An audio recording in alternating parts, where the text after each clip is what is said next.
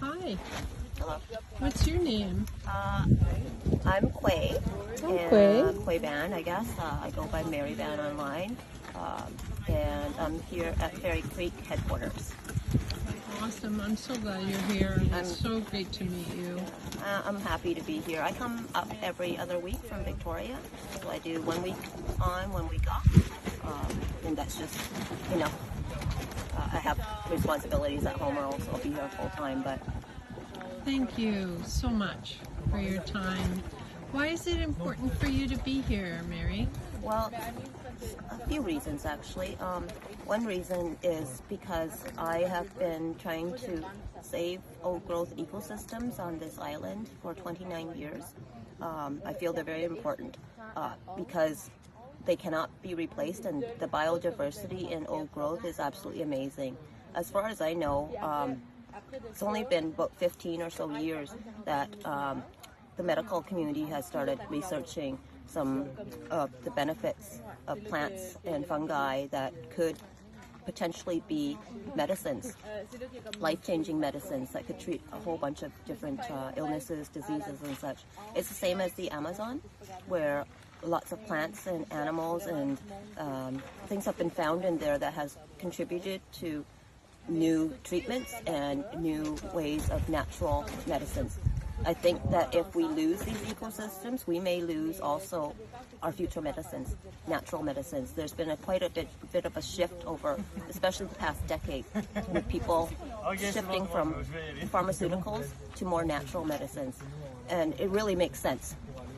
The natural medicines that we have don't have as harsh of a side effect, and the pharmaceutical companies probably are not happy about that because they make a lot of money, and some of their medicines have side effects which then require you to take another medication, so it keeps you sick. Whereas I believe natural medicines don't have many of the side effects, and they actually make you better with less cost. So that's one big reason. The other is that my background is Tudel Chinese. We have been able to trace our lineage to Middle China before China became a country. We were displaced to several parts of China. Both my parents and their families ended up in southern Vietnam, in two separate parts of southern Vietnam. My matriarch family has been in South Vietnam for many generations. They unfortunately had their jungle ecosystem, original jungle ecosystem, completely destroyed. They had already suffered some decimation from the wars with the bombing and such, but there was a huge tract of original jungle still left that was not affected, that they have been stewarding the lands and the waters for like I said, generations after generations. My family out there, their main protein sources are wild boar and fish. And they did some rice farming. They had a small little rice farm that they were able to survive on and live pretty happily. There's no roads into my matriarch village. You have to travel by about 2 days from Saigon to get there, and then you have to go on a riverboat through all these canals to get to my grandma's village. So they found out actually that their jungles were being logged.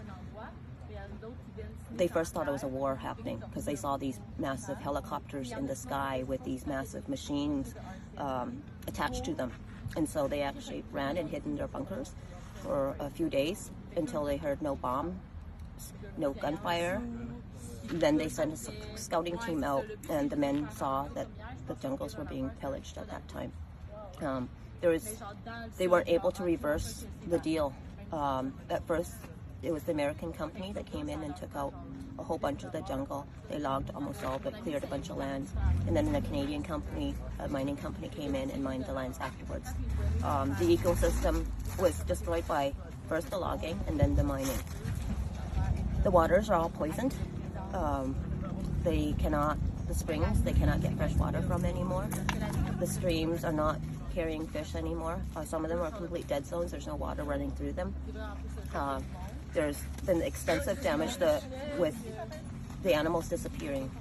several animals completely disappeared from the jungle because it's not thick enough to hide them anymore. So the wild boars disappeared and fish aren't running. The men now have to travel 2 days outside their territory to fish, and they have to travel about 5 days for jungles that are thick enough to have wild boar. The habitat is so important. We are going down the same route as my matriarch villages are going through right now. They still live in thatched huts. The women there are master weavers, and they got all their resource materials from that. Unfortunately, the deal was signed without any village consultation, and the villagers got about $150 USD each for about 10 years of decimation, full-out decimation of their lands. And the village leaders moved out of town, moved out of the village, and they built themselves mansions and bought themselves new cars, while my peoples are still fighting for clean water and the basic necessities and having to struggle to catch the food that sustain their lives. The women now have to go into pretty dangerous kind of longer harvest trips because they can't harvest their materials for their weaving.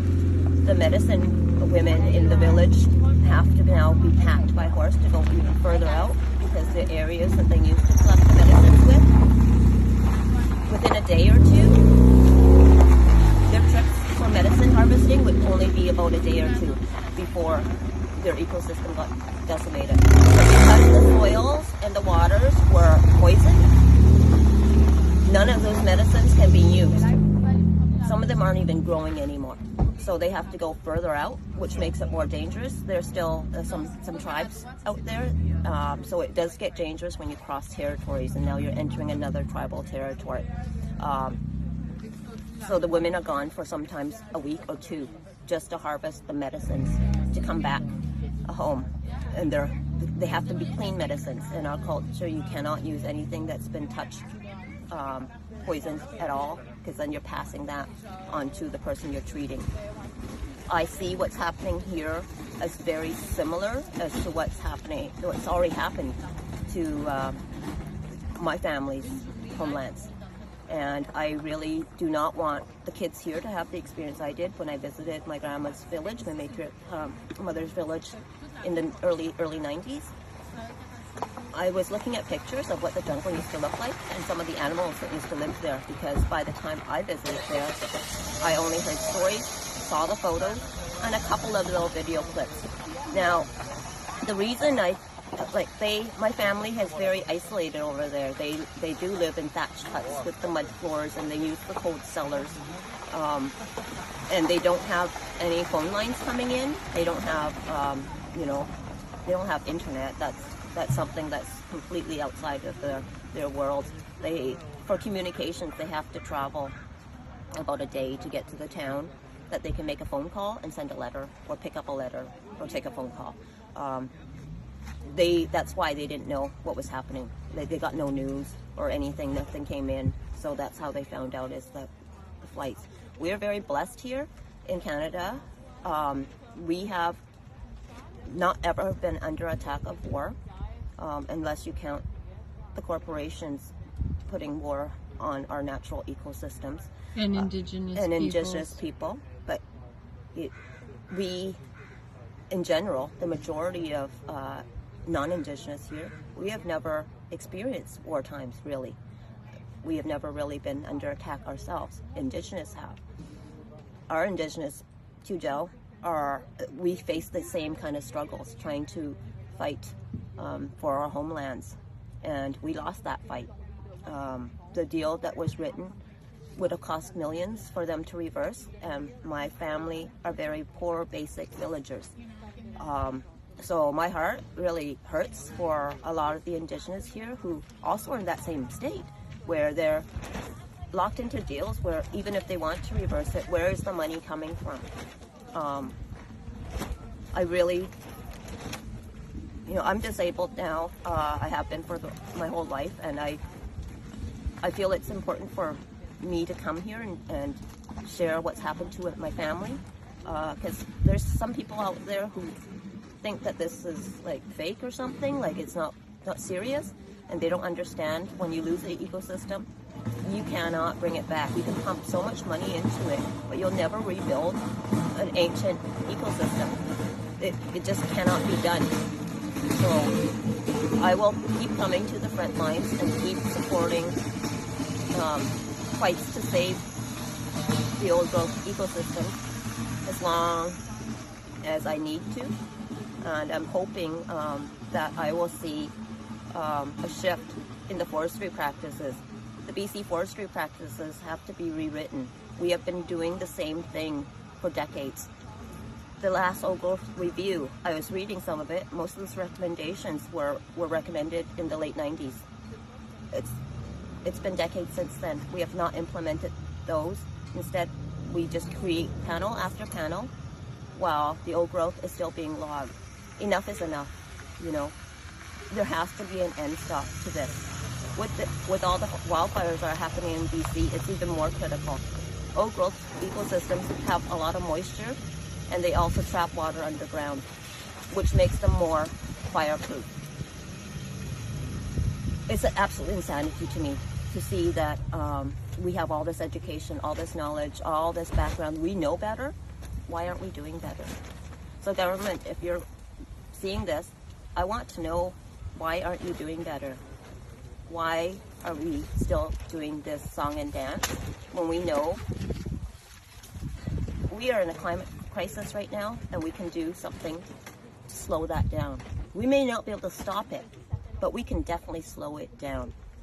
So I'm pleading from someone who has lost our homelands and our ecosystems and our way of life. Please do the right thing for the future. I'm childless. I care about the children of the future. If you're a parent, you should care even more. So I'm challenging you to please come here, meet some of us, see what we're trying to save. Move off the couch, stop typing, get out here, be here. We need you. The forest needs you. The Indigenous people need you. Thank you. Thank you so much. Thank you for your time. Thank you.